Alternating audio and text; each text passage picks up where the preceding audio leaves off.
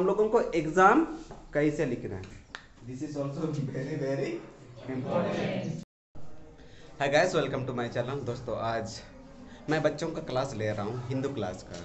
और आज मुझे कुछ खास लगा तो इसलिए मैं आज हिंदू क्लास बच्चों का मतलब कैटेकिज्म टाइप का क्लास ले रहा हूँ। और इस कैटेकिज्म में मैं अभी बताऊँगा कि एग्ज़ाम कैसे लिखना है, क्योंकि अभी जो बच्चों का एग्जामिनेशन पहुँच रहा है तो शायद वो लोग प्रिपेयर्ड नहीं है। तो मैं आज उन लोगों को प्रिपेयर करूँगा कि उन लोगों को एग्ज़ाम कैसे लिखना है। तो चलिए हम लोग वीडियो में मिलते हैं और फटाफट से वीडियो को शुरू करते हैं। तो चलिए वीडियो को शुरू करते हैं।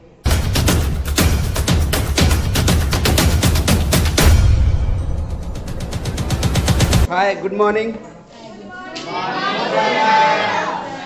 How are you? Okay, very good.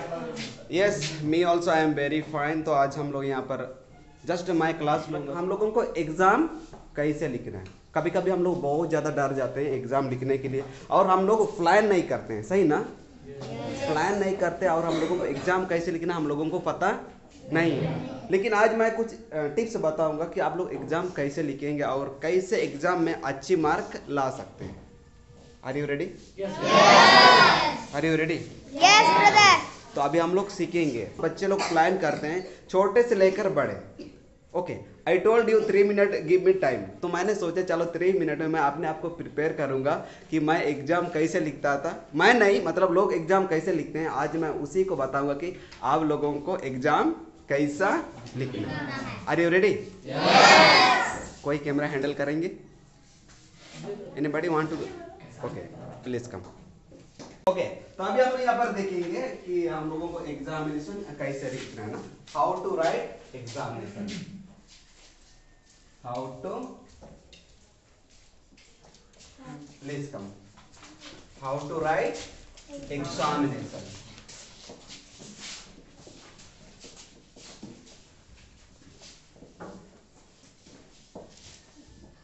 कभी किसी ने बताया क्या कि कैसे एग्जाम लिखना है? नहीं, नहीं बताया किसी ने। क्लास में इतना जाते हैं, किसी ने बताया? नहीं बताया। Mainly there are 6 point. How many points? 6 points. अगर ये 6 पॉइंट को आपने अच्छे से प्लान किया, आप समझो आपने एग्जाम 99.99% आपका मार्क आएगा अगर आपने इस प्रकार प्लान किया। अदरवाइज आपका एग्जामिनेशन 50% भी नहीं जाए। क्योंकि हम प्लान नहीं करते हैं। ठीक है, तो सबसे पहली बात यह है कि हम लोगों को क्या होता है कि हम लोगों को क्वेश्चन मिलता है, लेकिन हम अभी जो हम लोग मतलब होम एग्जामिनेशन, स्कूल एग्जामिनेशन, तो हम लोगों को यहाँ पर इंस्ट्रक्शंस नहीं दिया जाता है। दिया जाता है क्वेश्चन में इंस्ट्रक्शन दिया रहता है? नहीं। फिर भी असेंबली के समय में इंस्ट्रक्शंस दिया जाता है, राइट? हाँ, असेंबली के समय में इंस्ट्रक्शन दिया जाता है कि हम लोगों को कैसे प्रिपेयर करना है। इंस्ट्रक्शन, पहली बात है instructions. Okay, first one is instruction. ये इंस्ट्रक्शंस क्या है?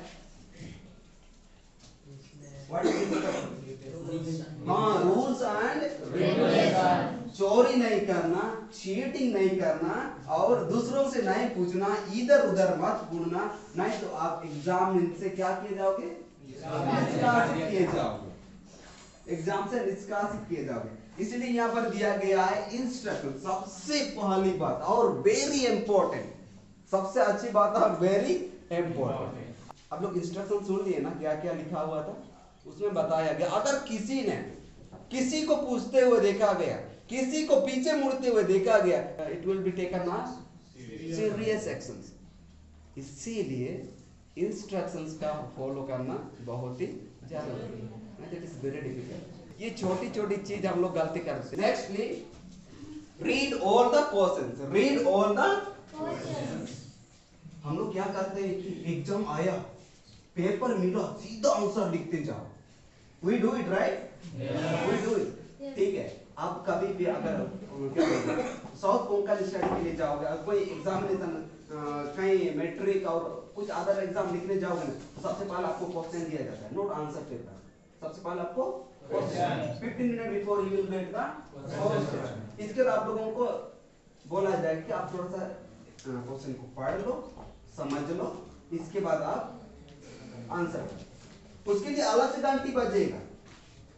बस रीड द क्वेश्चन मतलब आपको पहले क्वेश्चन पढ़ना है, समझना है सही में क्वेश्चन क्या है। हम लोगों को यहाँ पर स्कूल समय के बाद क्वेश्चन पे पहले क्या दिया जाता है, आंसर शीट दिया जाता है।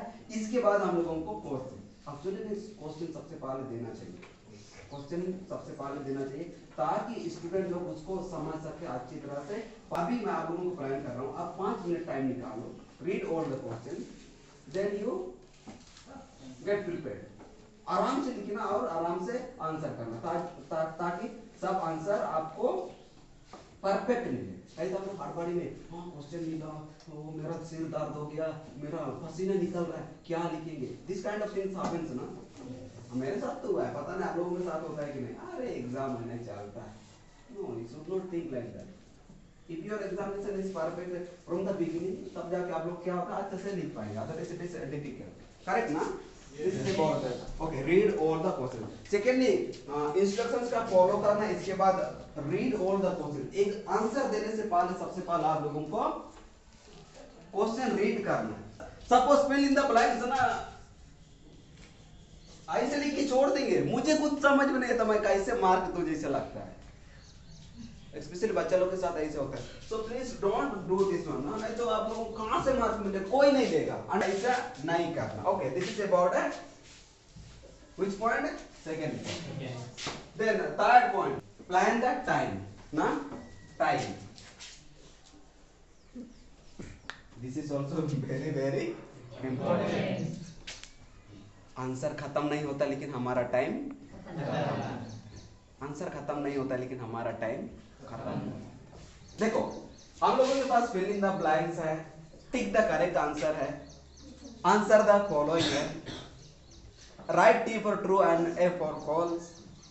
इस समय लेने की जरूरत है, समय लेने की जरूरत नहीं, क्योंकि हम उसको क्या करते हैं, खंडस करते हैं ना, याद करते हैं उसको, तो हम लोगों को उसमें कोई डाउट नहीं। हाँ ये सही है तो ये तो सही है, तो इसमें टाइम प्लान करने की जरूरत नहीं है। लेकिन लॉन्ग आंसर हम लोगों के लिए टाइम प्रिपेयर करना बहुत ही इम्पोर्टेंट। मैंने टाइम के बारे में बताया ना। Then next is check mark. What is this check mark, what is this check mark?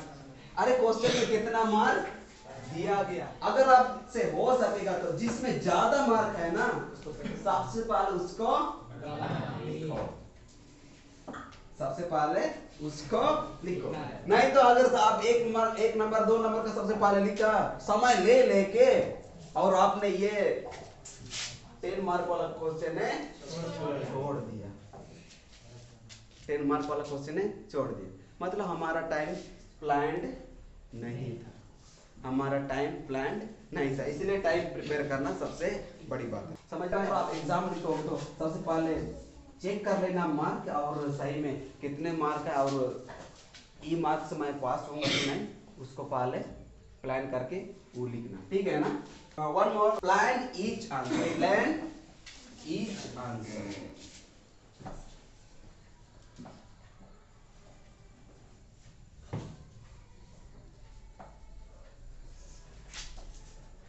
Okay, हम लोग ने मार्क तो चेक कर लिए, मार्क चेक कर लिए, मार्क चेक करने के बाद हम लोगों को लिखना है अभी आंसर। आंसर आप कैसे लिखेंगे? सबसे पहले हम लोग 1 नंबर का आंसर 2 नंबर लगा देते हैं, 2 नंबर का 3 नंबर, तो ऐसे कभी भी गलती मत करें। अगर आप पीछे से भी शुरू कर रहे हैं लॉन्ग आंसर तो आपको मार्क नंबर ना क्वेश्चन नंबर लगाना। writing examination plan nicely and write examination way that you may manage the time ना, इसलिए टाइम मैनेजमेंट सीखेंगे और कैसे हम लोग प्लान करेंगे ईच आंसर को, हम लोग कैसे लिखेंगे ईच आंसर को, दैट मैटर्स। ओके, मतलब हम लोगों को एग्जाम कैसे लिखते समझ में आ रहा है ना सबको? नंबर लगाना कभी भी मत भूलना, putting number is very very important. Okay, it is very important because otherwise we will be losing so much mark. फिर हम लोग बाद में पछतावा करते हैं, पछतावा लगता है ना? हाँ, yes, तृप्ति, something, nothing. Okay. So आप लोगों को कैसे लगा? इम्पोर्टेंस लगा आप लोगों को ये क्लास?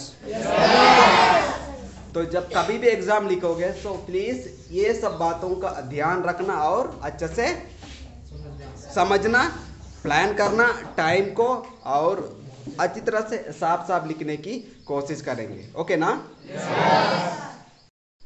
हम लोग यहाँ पर वीडियो को अंत करते हैं, तो फिर हम लोग अगले वीडियो में मिलेंगे राइट?